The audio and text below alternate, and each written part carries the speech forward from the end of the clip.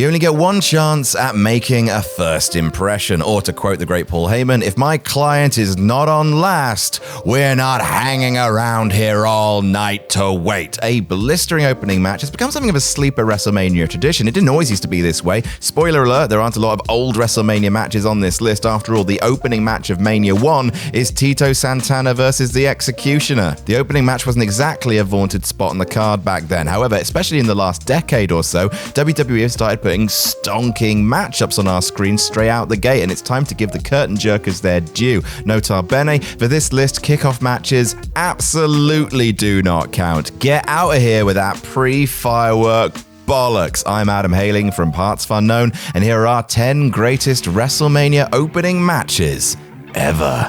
Number 10, RK Bro versus Street Profits versus Alpha Academy, WrestleMania 38. We demand more Chad Gable on WrestleMania. The man who should have retired Kurt Angle at Mania 35 is apparently long overdue a singles push, and that's wonderful news. But don't get us wrong, Alpha Academy have been a best-kept Raw secret for a while now, especially when mixing it up with much-beloved replacement Broserweights rated RKO. The opening tag match of Night 1 of last year's WrestleMania was sadly blighted by the impossible-to-cover injury of Rick Boogs. Night 2 began much more successfully. It's just a lot of fun in a way that multi-team tags have been in WWE since NXT lads started bouncing up to the main roster. Montez Ford and Chad Gable, two major guys to watch, and hopefully the near future, spring all over the place in this one. Everyone gets a little something fun to do, ending with an RKO out of nowhere, familiar, fast, and fun. Number 9, the Intercontinental title ladder match, WrestleMania 32. Not gonna lie to you, there are quite a few ladder matches on this list, because throwing a bunch of athletic and passionate mid-carders into a spot fest with something on the line is the closest thing WWE has to an open goal. Roll up WrestleMania 32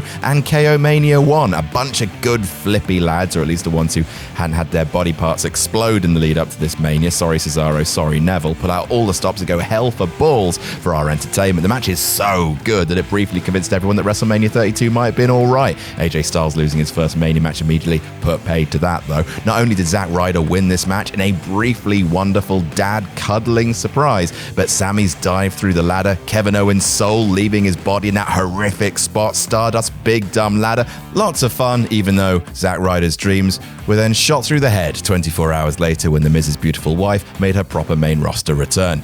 Number 8, AJ Styles versus Shane McMahon at WrestleMania 33. As we briefly talked about, AJ Styles' first Mania match, let's not talk about it. The moment he lost to Chris Jericho, you could feel the air being sucked out harder than a Kurt Angle branded vacuum cleaner. The night never really recovered, no matter how many part-timers they threw at us. AJ's next Mania match, though, much better. Even if it did take place inside a wind tunnel for the majority of it, AJ's soccer mom hair is not built for wind, goddammit. Back in 2017, the idea of a lengthy AJ Styles WWE title run still filled people with joy, so fighting Adidas Grandpa at Mania wasn't anyone's idea of a suitable matchup for the phenomenal one, but Tickle Me Elmo, the two lads pulled it off. A legit great matchup, given time to build with some typically silly Shane O'Mac spots, and a dominant win for Styles. Don't think anyone expected to hear "This is awesome" chants during this one, but they were there. Trust me, because I were there. Number 7, Charlotte Flair versus Rhea Ripley, WrestleMania 36, Night 2. I'm not entirely sure why some people aren't jazzed for Rhea versus Charlotte at this year's Mania. Their last singles match ruled, and this time it won't happen in deafening silence. Hooray!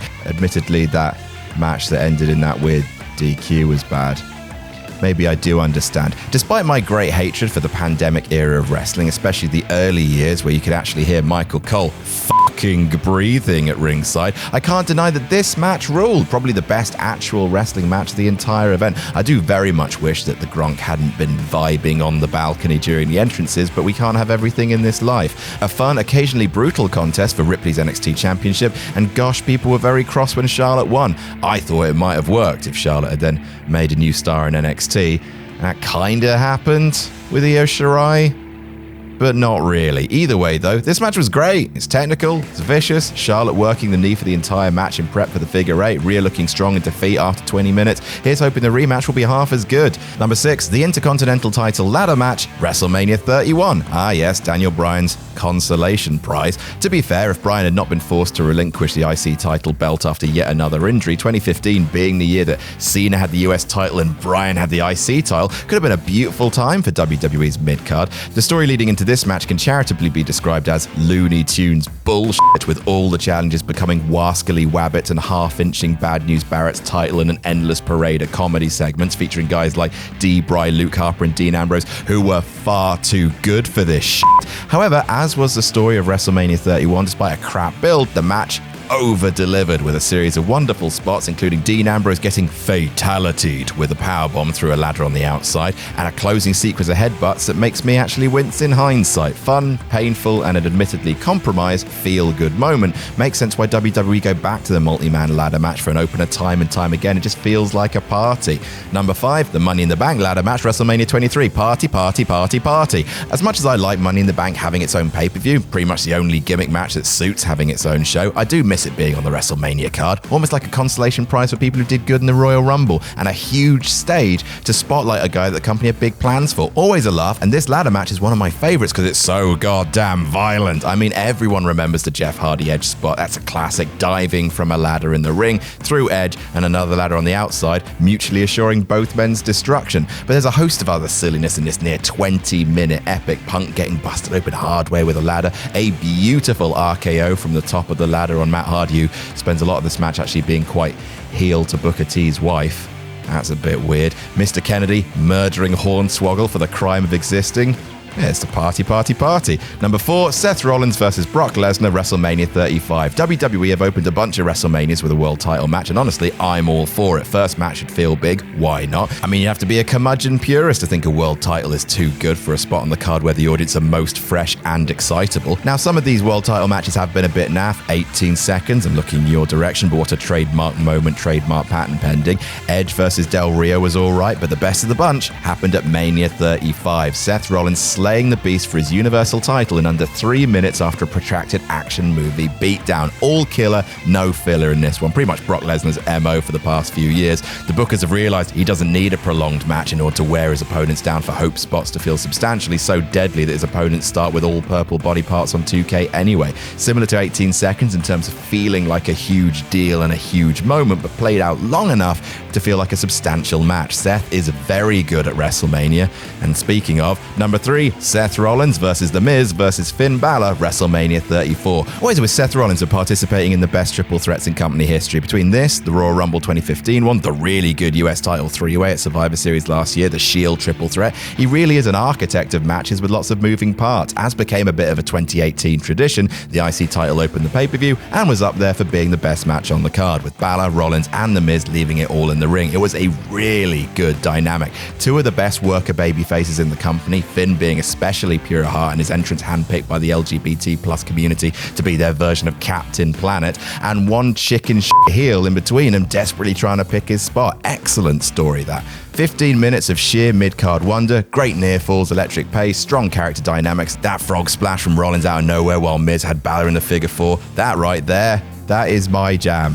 That is my jam right there. Number 2, Bret Hart versus Owen Hart, WrestleMania 10. Honestly, I went back and forward between my top 2, so in the end, I went with my precious little feelings. Bret versus Owen is a prestige match. This we know, especially canonized since Owen's tragic passing, but it does live up to the hype. Like, it's a definitive match for technical wrestling fans. A perfect marriage of smart, believable combat psychology with the soap opera silliness of pro wrestling, but this time the story serves the wrestling rather than the other way around. Both men are desperate to lock in the sharpshooter because it's the Hart family move and this is fucking personal. However, neither man can lock it in for ages because both men have studied it inside and out. Also, Owen's gone to the dark side and isn't afraid to cheat.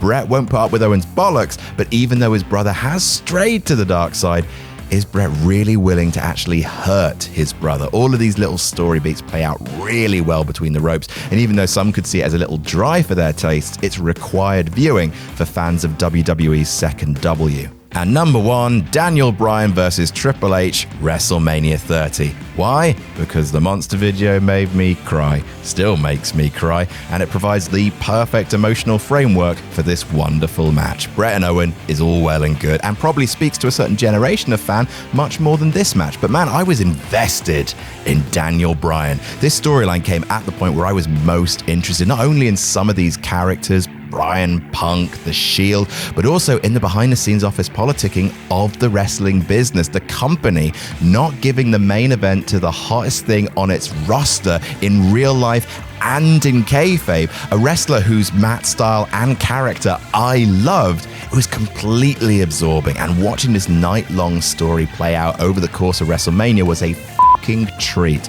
Monster, then this match, this brilliant match, Bryan wrestling her against the game, those people behind him, wrestling a main event quality match in the first match of the night, a fucking treat, and one of the best matches on one of the most creatively satisfying nights I've ever had as a modern wrestling fan. Yay, WrestleMania.